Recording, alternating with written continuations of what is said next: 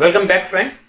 ગયા લેક્ચરમાં આપણે ફ્લો થ્રુ પાઇપ્સમાં જોયું હતું કે ડાર્સી-વાઇબેક ફોર્મ્યુલાથી આપણે હેડ લોસ કેવી રીતે કેલ્ક્યુલેટ કરીએ છીએ.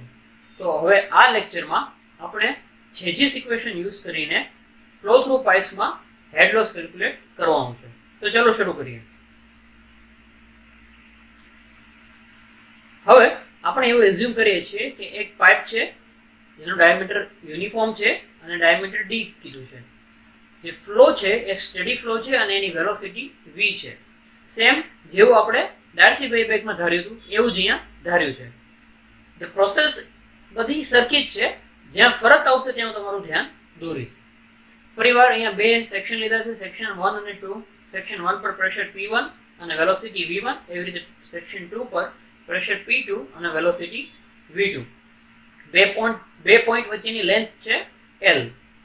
હવે ફ્રિક્શન માટે જો આપણે કેલ્ક્યુલેટ કરીએ અને બર્નૌલીસ થિયરમને અને બર્નૌલીસ ઇક્વેશન યુઝ કરીએ તો આપણને ઇક્વેશન મળે P1/ρg plus V1/2/2g plus H1 is equal to P2/ρg plus V2/2g plus H2 plus HF. બરાબર, જ્યાં HF શું છે? Head loss due to friction. હવે આપણને ખ્યાલ છે કે પાઇપનો ડાયામીટર યુનિફોર્મ છે, બરાબર, એટલા માટે એરિયા બી યુનિફોર્મ હશે. જો એરિયા કોમન હોય તો વેલોસિટી બી સેમ રહેશે, એટલા માટે V1 is equal to V2. બરાબર, તો આ ટર્મ નીકળી જાય, V1 અને V2 ની ટર્મ. એવી રીતે જે પાઇપ મૂકેલી છે એ હોરિઝોન્ટલ મૂકેલી છે અને એની જે હાઇટ હશે એ બી સેમ આવશે, એટલે H1 અને H2 નીકળી જાય, right. V1 is equal to V2 અને H1 is equal to H2, એટલે બે બાજુથી બે ટર્મ નીકળી જશે અને આપણી પાછળ છેલ્લે જે વધે છે એ છે P1/ρg minus P2/ρg is equal to HF. જો આને થોડું સાદું રૂપ આપું તો મને એવું દેખાય કે P1 minus P2 is equal to HF/ρg. બરાબર, આને આપણે ઇક્વેશન 1 કહી દઈએ. હવે આપણે ફ્રિક્શન વડે થતો જે ફોર્સ છે એની ઉપર ધ્યાન દોરીએ. ઓકે, તો આપણે જોયું હતું કે ટોટલ ફ્રિક્શનલ રેઝિસ્ટન્સ ફોર્સ જે છે F એ કયો છે? તો કે યુનિટ ફ્રિક્શન જેટલું લાગે છે ગુણ્યા વેટેડ એરિયા અને ગુણ્યા એની વેલોસિટીનો સ્ક્વેર.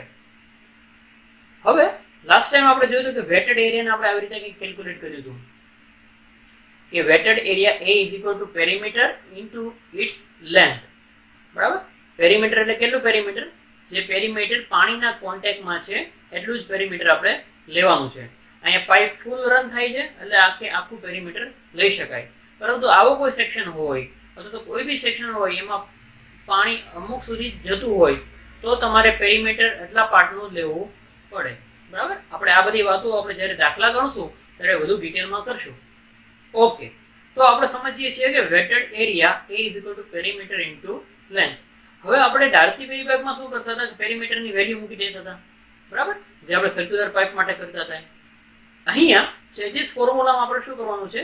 આપણે પેરીમીટરને એઝ ઇટ ઇઝ રાખવાનો છે, એટલે કે પેરીમીટરને આપણે PL ના ફોર્મમાં લખવાનું છે. આ ઉપરનું ઇક્વેશન હવે લખવાનું નથી. પેરીમીટરનો P અને લેન્થનો L, એટલે એ તમારો થશે weighted area P into L. આવું શા માટે કરીએ છીએ આપણે? કે આવું કોમન રાખી દેવાથી ક્રોસ સેક્શન કોઈ બી હશે, આ ફોર્મ્યુલા એની માટે આપણે ડિટેલમાં યુઝ કરી શકીશું. બરાબર, આ જે છે 2πr એ ફક્ત ક્રોસ સેક્શન ઓફ મતલબ સર્ક્યુલર ક્રોસ સેક્શન માટે જ યુઝ કરી શકીએ આપણે. બરાબર, તો આપણે હવે આને કોમન કરી દીધું છે, ઇન જનરલ કરી દીધું છે, એટલા માટે આપણું ઇક્વેશન થશે F'(PL) into V². તો આ જે ફ્રિક્શન ફોર્સ છે એની સિવાયના બીજા કયા ફોર્સ છે? એની સિવાય બીજા સેક્શન 1 ઉપર P1 પ્રેશરની હિસાબે લાગતો P1A ફોર્સ અને સેક્શન 2 ઉપર P2 ની હિસાબે લાગતો P2A ફોર્સ. અને ફ્રિક્શન ફોર્સ તો છે જ તે. તો હવે એનો જે નેટ ફોર્સ આપણે જોઈએ તો કેટલું થાય? દિશા વાઇઝ થશે. આ દિશામાં જે ફોર્સ છે એને આ દિશા સાથે આપણે ઇક્વેટ કરીએ તો શું થશે? Net force P1A is equal to P2A વત્તા F. બરાબર, તો P1 આ ઇક્વેશનને સાદું રૂપ આપીએ તો શું થાય? p1 - p2 * a is equal to f. અને f ની વેલ્યુ આપણે ગયા ઇક્વેશનમાંથી લાવીએ કે f ડેશ * pl * v². બરાબર. હવે a જે છે એ શું છે? ક્રોસ સેક્શન એરિયા છે. બરાબર. હવે આપણે લાસ્ટ ટાઈમ શું કર્યું હતું? સર્ક્યુલર માટે કરતા હતા એટલે આપણે π/4 d² લઈ લીધું હતું. પણ આમાં જેમ આપણે p ને એઝ ઇટ ઇઝ રાખીએ છીએ એવી રીતે a ને પણ એઝ ઇટ ઇઝ જેમનું એમ જ રાખીશું. તો હવે શું થશે? આ a ને આપણે નીચે મોકલી દઈએ તો p1 - p2 is equal to f dash * pl * v² divide by a. બરાબર. હવે આપણે અહીંયા શું કરીએ છીએ? એક નવી ટર્મ ઇન્ક્લુડ કરીએ છીએ p/a. બરાબર. p/a જે છે શું છે? Perimeter by area. હવે પેરીમીટર અને એરિયા કોના પર ડિપેન્ડ કરશે? ક્રોસ સેક્શન ઉપર. અને પેરીમીટર કયું છે? વેટેડ પેરીમીટર, એટલે કેટલો સેક્શન ભીનો છે અથવા તો પાણી સાથે કેટલો સંકળાયેલો છે એની સાથેનો એક પેરામીટર છે. તો આને આપણે એક નવો પેરામીટર આપીએ, એને કહીએ આપણે હાઇડ્રોલિક મીન રેડિયસ. બરાબર. તો હાઇડ્રોલિક મીન રેડિયસ શું છે? That is equal to a/p. એટલે કે ક્રોસ સેક્શનલ એરિયા એ આખો આવશે ક્રોસ સેક્શન, અને divide by p wetted parameter, એટલે જેટલો ભાગ ભીનો છે એટલો ભાગ આપણે કેલ્ક્યુલેટ કરવાનો છે. તો hydraulic mean radius m is equal to a/p. બરાબર. તો અહીંયા શું છે? p/a છે, ઊંધું છે, એટલા માટે અહીંયા m નું ઊંધું થઈ જશે, એટલે કે 1/m.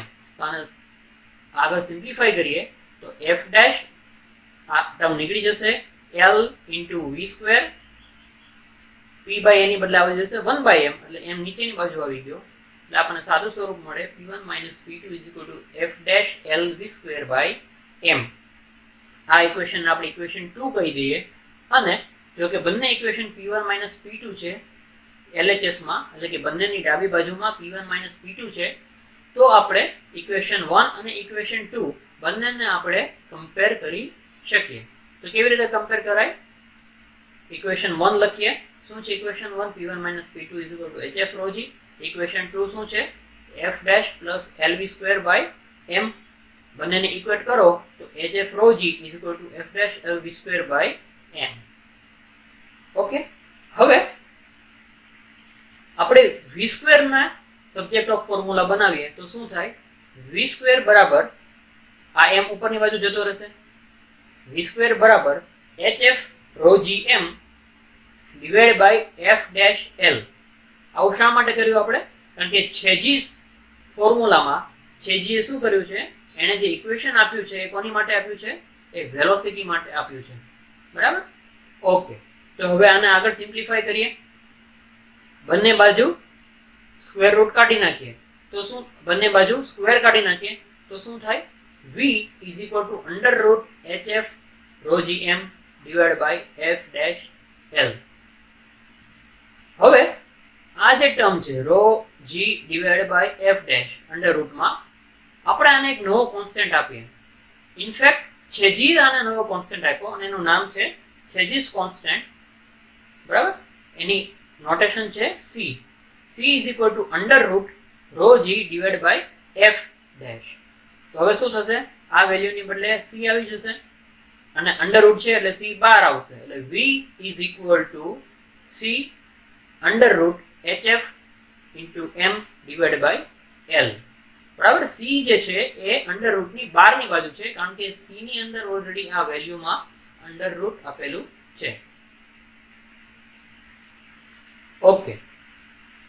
હવે આ જે ટર્મ દેખાય છે hf ડિવાઇડ બાય l એ છે હાઇડ્રોલિક ગ્રેડિયન્ટ I. બરાબર.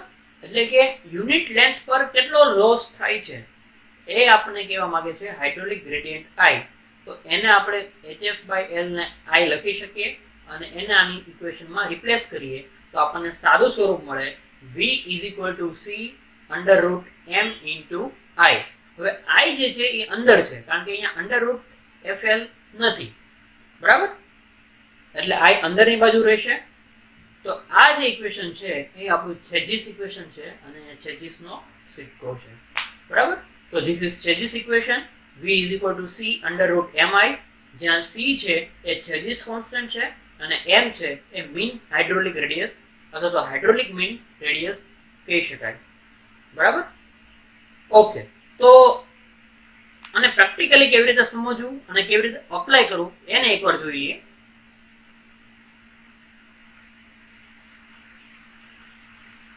હવે આપણી પાસે ધારો કે એક પાઇપ છે અને એનો cross section rectangular cross section છે આવું.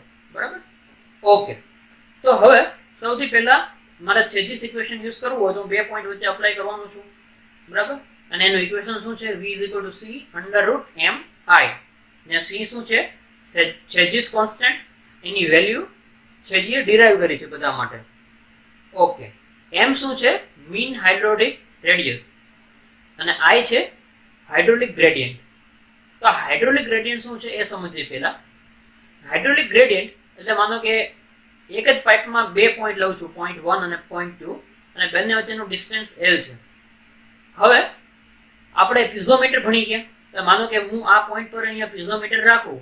બરાબર? તો મને શું થશે? એની ઊંચાઈ મળશે કંઈક h. બરાબર? આવું આપણે ભણી ગયા પિઝોમીટરમાં. બરાબર? હવે આ પોઈન્ટ થી આ પોઈન્ટ બાજુ હું આવું તો એમાં કંઈક હેડ લોસ થાય છે એવું આપણે જોયું. બરાબર? હેડ લોસ એટલે કે પ્રેશરનો કંઈક લોસ થાય છે. એટલે આ પોઈન્ટ ઉપર જ્યારે હું પ્રેશર માપવાનું માપીશ તો ત્યાં આગળ મને અમુક પ્રેશર, અમુક હાઈટ આવશે. પણ એ જે હાઈટ છે એ 0.1 કરતા કેવી હશે? ઓછી હશે, કારણ કે આટલું પ્રેશર લોસ થાય છે. એટલે એ 1 કરતા કેટલું હશે? ઓછું હશે. અને એ જેટલું ઓછું આવે, બરાબર, આ લાઈન અહીંયા દોરીએ આપણે, એ જેટલું ઓછું આવે એને આપણે કહીશું હેડ લોસ. બરાબર? એને આપણે કહીશું હેડ લોસ hf. આ જે હેડ લોસ છે એ ક્યારે થાય છે?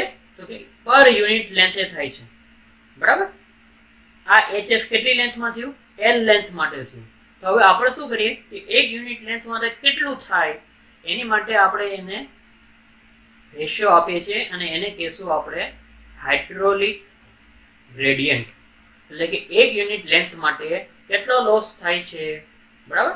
એવી રીતે અહીંયા કોઈ બીજો પોઈન્ટ હશે, અહીંયા એક પોઈન્ટ હશે, બરાબર, અહીંયા એક પોઈન્ટ હશે, બરાબર, આવા અલગ અલગ પોઈન્ટ હશે.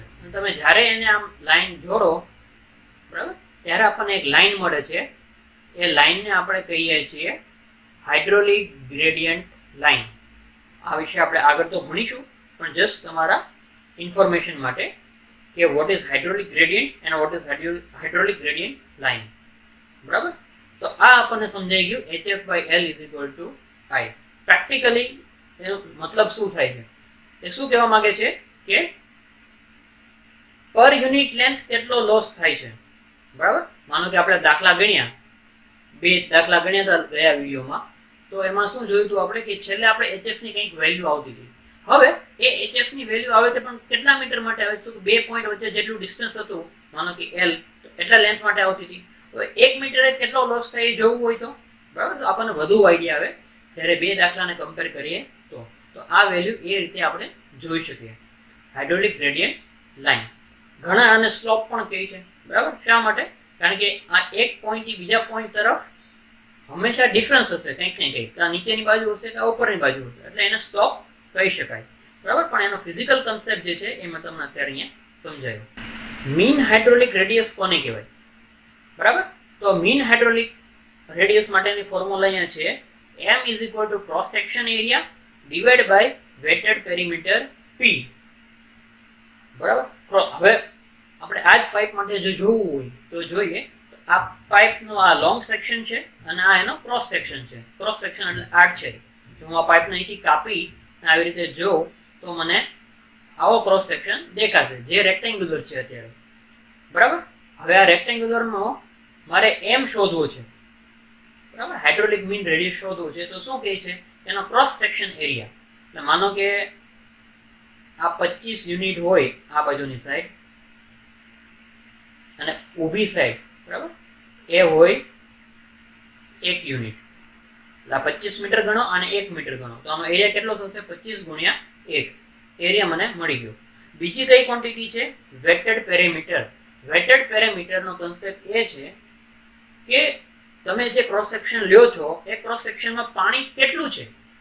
હવે આ કેસમાં તમે જુઓ તો પાણી ફૂલ ડેપ્થ સુધી નથી, બરાબર. આ ફૂલ ડેપ્થ સુધીનું વેલ્યુ છે 1, પણ પાણી ફૂલ ડેપ્થ સુધી નથી.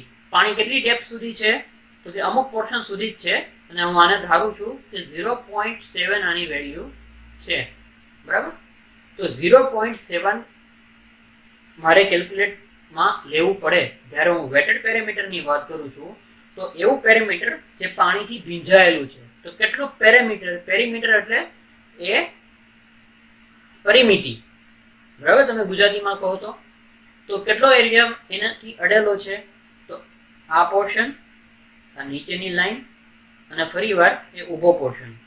તો આ પોર્શન આપણે જોયો કેટલો છે, આ છે 0.7, આ 25 છે અને આ 0.7. તો એનો વેટેડ પેરીમીટર કેટલું થાય, 0.7 + 25 + 0.7 એટલે કે 26.4, બરાબર. વેટેડ પેરીમીટર કેવી રીતે કેલ્ક્યુલેટ કરવું, બરાબર. વેટેડ પેરીમીટરમાં ખાસ ધ્યાન રાખવાનું જેટલું પાણી ભરેલું છે એટલું જ આવશે. ઓકે, તો વેટેડ પેરીમીટરનો તમને આઈડિયા આવી ગયો, હાઇડ્રોલિક ગ્રેડિયન્ટનો તમને આઈડિયા આવી ગયો, હાઇડ્રોલિક ગ્રેડિયન્ટ લાઇનનો તમને આઈડિયા આવી ગયો. જો કંઈ બી ડાઉટ હોય તો તમે કમેન્ટ સેક્શનમાં કમેન્ટ કરી શકશો. ઓકે, ન્યુમેરિકલ 5.03, બરાબર. 5th ચેપ્ટરનો ત્રીજો numerical. Find the head loss due to friction in a pipe of diameter 250 mm and length 75 meter through which the water is flowing at a velocity of 5.2 meter per second.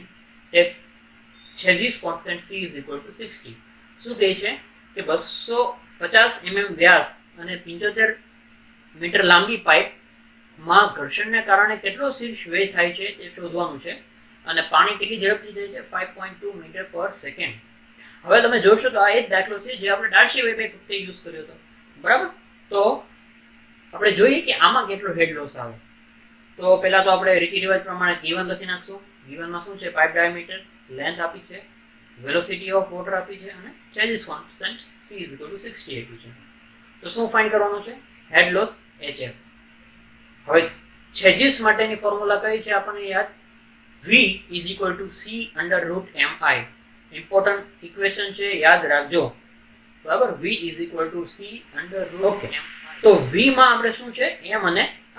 તો m કેવી રીતે મળે આપણને, m = a/p, અને i કેવી રીતે મળે, i = hf/l. તો અહીંયા આપણે hf શોધવાનું છે. તો hf ને સબ્જેક્ટ ઓફ ફોર્મ્યુલા બનાવીએ તો શું થાય, hf = i × l. હવે l તો આપેલો છે, i શોધવાનું છે. i શોધે તો આપણું કામ ઈઝી થઈ જાય. તો i શોધવા માટે આપણે કયું ઇક્વેશન યુઝ કરી શકીએ, પહેલું, બરાબર. તો એમાં આપણે જોઈએ કે i ને કેવી રીતે શોધી શકાય. તો હવે i તો સ્ક્વેર રૂટમાં છે, એટલા માટે એને બહાર કાઢવા માટે આપણે બંને બાજુ સ્ક્વેર કરીએ, બરાબર. તો v² = c² × m × i. તો આ ફોર્મ્યુલામાં i ને સબ્જેક્ટ ઓફ ફોર્મ્યુલા બનાવીએ તો શું મળે આપણને, i = v, c² અને m નીચેની બાજુ જતા રહેશે. તો આપણને મળે v² / c² × 1/m, અથવા તો આપણે v/c² કરી નાખીએ. આપણી પાસે અહીંયા વેલોસિટી v આપેલી છે, c ચેન્જીસ કોન્સ્ટન્ટ આપેલો છે, પરંતુ m આપણને આપ્યો નથી. પરંતુ આપણને ખબર છે કે m = a/p, જ્યાં a એ ક્રોસ સેક્શન છે અને p એ વેટેડ પેરીમીટર છે, એટલે કે કેટલો ભાગ ભીનો થાય છે. તો સર્ક્યુલર સેક્શન માટે એરિયા થશે a = π/4d², એની વેલ્યુ મૂકી, અને પેરીમીટર p = πd. બંનેનો રેશિયો લઈએ તો આપણને m ની વેલ્યુ મળે. અથવા આને સિમ્પ્લિફાય કરીએ તો નીચેથી અને ઉપરથી એક પાઈ જતો રહેશે, એવી રીતે નીચેથી એક d જતો રહેશે, ઉપરથી d² એટલે 2d છે, એમાંથી એક d જતો રહેશે. તો આપણને મળશે m = d/4. અને સર્ક્યુલર સેક્શન માટે આ એક યુનિવર્સલ ફોર્મ્યુલા છે કે m ઇઝ ઓલવેઝ d/4. એટલે તમારે દર વખતે જો આ ડિરાઈવ ના કરવું હોય અને ડાયરેક્ટલી લખવું હોય m = d/4 for circular section only, તો એ વેલિડ ગણાશે. તો m = d/4 ની વેલ્યુ આમાં મૂકીએ તો આપણને શું મળે, d આપ્યું છે 250 mm, એને કન્વર્ટ કર્યું મીટરમાં 0.25. તો m is equal to d by 4 is equal to 0.25 divide by 4 is equal to 0.0625. હવે આ વેલ્યુ આપણે અહીંયા મૂક્યા ઇક્વેશનમાં, તો v ની વેલ્યુ ઉપરથી 5.2, c 60 અને 1 by m that is equal to 1 divided by 0.0625. આને આપણે જો સોલ્વ કરીએ તો આપણને i ની વેલ્યુ મળે that is equal to 0.12. 0.12 i ની વેલ્યુ મળી, એ આપણે આ ઇક્વેશનમાં મૂકીએ તો આપણને હેડ લોસની વેલ્યુ મળે. સો hf is equal to I into L, that is equal to I ની વેલ્યુ 0.12 અને L એટલે કે આપણને આપ્યું છે 75 metre. hf is equal to 0.12 into 75 and that is equal to 9.01 metre. બરાબર. તો છેજી ઇક્વેશન યુઝ કરીને આપણે આ રીતે હેડ લોસ કેલ્ક્યુલેટ કરી શકીએ. તો બીજો દાખલો ગણીએ. Example 5.04. Find the head loss due to friction in a pipe of diameter 45 cm and length 4.8 km joining two reservoirs through which the water is flowing at a rate of 28 liters per second. Take C is equal to 55. આ શું કહે છે કે બે સરોવરને જોડતી 45 centimetre વ્યાસ અને 4.8 kilometre લાંબી પાઇપમાં ઘર્ષણને કારણે શીર્ષ વય શોધવાનું છે, જેમાં પાણી 28 લીટર પર સેકન્ડના દરે જઈ રહ્યું છે. ઓકે. અને Chezy's constant C is equal to 55 આપ્યું છે. તો આપણે છેજીસ ઇક્વેશન યુઝ કરી અને હેડ લોસ શોધીએ. બરાબર. અહીંયા F ની વેલ્યુ આપી હોય તો આપણે ડાર્સી ઇક્વેશન યુઝ કરીએ, પણ C ની વેલ્યુ આપી હોય તો આપણે છેજીસ ઇક્વેશન યુઝ કરીએ છીએ. તો ફરીવાર રીતિ રિવાજ પ્રમાણે આપણે ગિવન અને ટુ ફાઇન્ડ લખી નાખશું. Pipe diameter D is equal to 45 centimetre અને pipe length L is equal to 4.8 kilometre. Discharge Q litre per second, that is always discharge. બરાબર. એટલે 28 લીટર પર સેકન્ડ ડિસ્ચાર્જ લખીએ છીએ અને છેજીસ કોન્સ્ટન્ટ આપ્યો છે આપણને 55. અને જો આને કન્વર્ટ કરીએ તો 45 સેન્ટીમીટરને મીટરમાં કન્વર્ટ કરવું હોય તો ડિવાઇડ બાય 100 કરીએ તો 0.45 મીટર. એવી રીતે ડિસ્ચાર્જ 1 લીટર 10⁻³ મીટર ક્યુબ થાય તો 28 કેટલું, તો 28 ગુણ્યા 10⁻³ that is equal to 0.028 metre cube પર સેકન્ડ અથવા તો 28 ભાગ્યા 1000. સિમ્પલ. લીટર પર સેકન્ડમાંથી મીટર ક્યુબ પર સેકન્ડ કરવું હોય તો ડિવાઇડ બાય 1000 કરીએ છીએ. ઓકે. અને લેન્થ 4.8 કિલોમીટર, એનું થશે 4800 મીટર. કિલોમીટરમાંથી મીટરમાં જઈએ તો 1000 મલ્ટીપ્લાય કર્યા. To find head loss HF, પણ આપણને ખ્યાલ છે શેના વડે કેલ્ક્યુલેટ કરવાનું છે? છેજી ઇક્વેશન વડે. તો શું છે Chezy's equation? V is equal to C under root MI. પણ V ની વેલ્યુ આપી નથી. કોની વેલ્યુ આપી છે?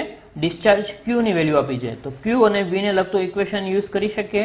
Q is equal two A into V, જ્યાં A છે એ એરિયા છે અને V છે એ વેલોસિટી છે. હવે આના પરથી આપણે V ને સબ્જેક્ટ ઓફ ફોર્મ્યુલા બનાવીએ તો આપણને મળે V is equal to Q divide by area. Q આપ્યું છે આપણને 28 લીટર પર સેકન્ડ, એ આપ્યો નથી. પણ એ શું છે? એ ક્રોસ સેક્શન છે. ક્રોસ સેક્શન એટલે અહીંયા ડાયામીટર આપ્યો છે એટલે ક્રોસ સેક્શન કેવો થશે? સર્ક્યુલર ક્રોસ સેક્શન થશે. તો હવે આનો ડાયામીટર આપ્યો હોય તો એનો એરિયા આપણને ખ્યાલ છે V is equal to Q by A અને A is equal to pi by 4 D square. તો 0.028 વેલ્યુ મૂકી Q ની ઉપરથી, area pi by 4 D square, D ની વેલ્યુ છે 0.45. આને સોલ્વ કરીએ આપણે તો આપણને વેલ્યુ મળે 0.176 મીટર પર second. V square is equal to C square MI. બંને બાજુ આપણે સ્ક્વેર કરીએ છીએ અને I ને સબ્જેક્ટ ઓફ ફોર્મ્યુલા બનાવીએ તો આપણને મળે I is equal to V by C the whole square into 1 by M. જે ગયા દાખલામાં કર્યું હતું સેમ એ રીતે. તો V અને C ની વેલ્યુ છે આપણી પાસે. V હમણાં કેલ્ક્યુલેટ કરી, C આપેલું છે અને M આપણને ખબર છે સર્ક્યુલર ક્રોસ સેક્શન હોય તો M ની વેલ્યુ કેટલી થાય? D by 4. તો આપણે વેલ્યુ સબસ્ટિટ્યુટ કરી દઈએ. V ની વેલ્યુ 0.176 બાજુમાંથી, C ની વેલ્યુ 55 ગિવનમાંથી, 1 બાય M. M ની વેલ્યુ આપણે ખબર છે D બાય 4 એટલે D નીચે આવશે અને 4 ઉપર જતો રહેશે. આથી 4 ઉપર છે અને D ની વેલ્યુ 0.45 નીચેની બાજુ છે. તો આને તમે સોલ્વ કરો તો આપણને મળે 9.10 into 10⁻⁵. હવે હેડ લોસ કેલ્ક્યુલેટ કરવાનું છે, તો આપણને ખ્યાલ છે હેડ લોસ અને આઈ વચ્ચેનો રિલેશન એ શું છે, I is equal to HF by L. તો HF કેલ્ક્યુલેટ કરવું હોય તો HF is equal to I into L. આઈની વેલ્યુ મળી ગઈ છે અને એલની વેલ્યુ આપેલી છે, બંને વેલ્યુ સબસ્ટિટ્યુટ કરીએ તો આપણને HFની વેલ્યુ મળે. આને સોલ્વ કરીએ આપણે તો આપણને મળે HF is equal to 0.437 metre.